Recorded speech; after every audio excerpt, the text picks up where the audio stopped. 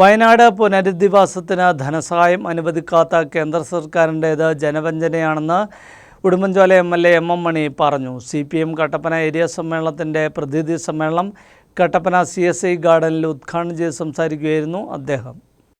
CPM Kattappana area സമ്മേളനത്തിന് തുടക്കമായി കട്ടപ്പന ഗാന്ധി സ്ക്വയറിലെ രക്തസാക്ഷി മണ്ഡപത്തിൽ മുതിർന്ന ഏരിയ കമ്മിറ്റി അംഗം SS പാൽരാജ് പാർട്ടി പതാക ഉയർത്തി. തുടർന്ന് നേതാക്കളും പ്രവർത്തകരും പുഷ്പാർച്ചന നടത്തി.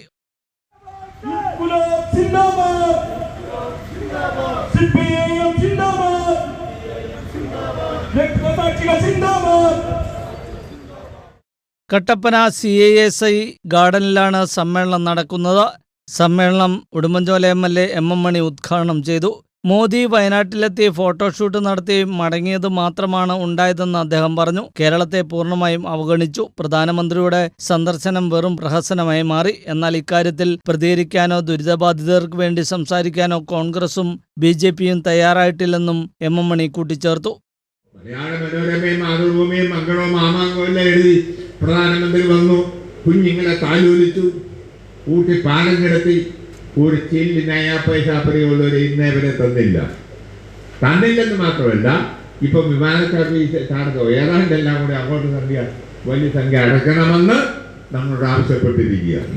വഞ്ചനാപരമായ നിലപാടാണ് സ്വീകരിക്കുക.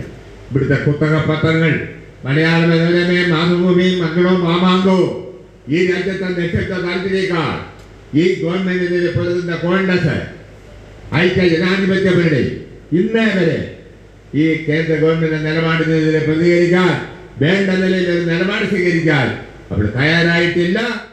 സമ്മേളനത്തിൽ ഏരിയ കമ്മിറ്റി അംഗം മാത്യു ജോർജ് അധ്യക്ഷത വഹിച്ചു. ജില്ലാ സെക്രട്ടറി CV വർഗീസ്, സംസ്ഥാന കമ്മിറ്റി അംഗം KP മേരി, ജില്ലാ സെക്രട്ടേറിയറ്റ് അംഗങ്ങളായ PS Rajan, KS Mohanan, R Thilakan, area secretary VR Saji തുടങ്ങിയവർ പങ്കെടുത്തു.